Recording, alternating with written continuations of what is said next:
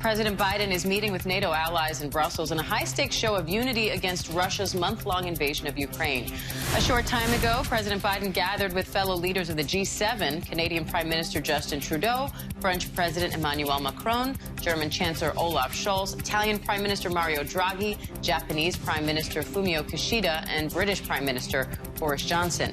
Now, this meeting comes after the U.S. formally declared Russia has committed war crimes in Ukraine by indiscriminately attacking and deliberately targeting civilians. Verified video circulating on social media shows the destruction in Mariupol, where Ukrainian forces have now engaged in fierce fighting with the Russians. Ukraine's military also says it destroyed a Russian ship at a port under Russian control. We'll have more on the fighting in a moment. But first, let's go to senior foreign correspondent Terry Moran, who's live in Brussels with the latest on President Biden's trip and meetings there in Europe. Terry, the White House says that President Biden is set to announce some new sanctions on Russian elites. What effect could that have?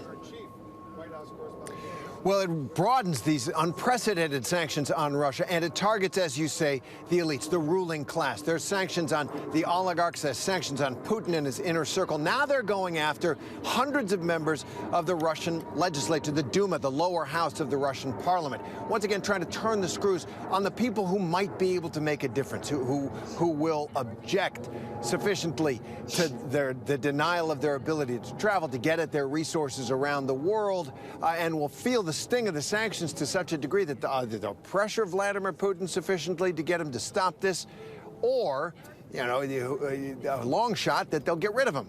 That's happened before in Russian history, in 1917 and in 1954.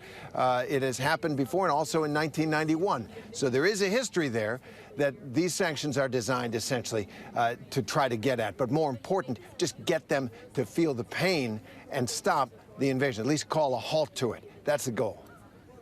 Now, the U.S. is also pledging to welcome up to 100,000 Ukrainian refugees, but that process can take a long time. What'll that look like? Well, it is a big number, 100,000 refugees, but as you say, the process, finding the connections of these Ukrainians to Americans, those are the people who would be allowed in first, family members, people who have connections to people in the United States, and then that long process of getting in to the United States through the immigration system. Here in Europe, they have automatically been given access to jobs, access to all the privileges of citizenship in the countries where these refugees have landed. That makes sense. These are the frontline countries, but it will take a longer while. Nevertheless, that is a big statement from the President of the United States and from the people of the United States. 100,000 Ukrainian refugees to be welcomed here. You see around Europe these countries stepping up. In the nation of Ireland, for example, a call went out. How many homes could take in a Ukrainian refugee? 20,000 people in Ireland said, I'll open my home to Ukrainian refugees. They only got a few thousand, 5,000. They're ready to take more. I think this is such a catastrophe, such a tragedy, and has touched so many people here and around the world that the compassion is flowing and the homes are opening. True in the United States as well. And the NATO alliance is transforming, they say, for what it calls a more dangerous strategic reality. What are you watching for in these meetings as they get underway in Brussels? Well, the same thing that essentially President Trump was watching for during his administration. Will NATO put their money where their mouth is? And in one of the most striking developments in the world in the past few weeks since this invasion began, Germany announced it would double its defense budget. And that is a big historic step for Germany, which since World War II and the tragedy of World War II and its culpability in World War II has been striving not to be as militaristic a country. Chancellor Olaf Scholz deciding that the time has come to change that. And Germany, with its enormous resources, will once again become a front-rank military power.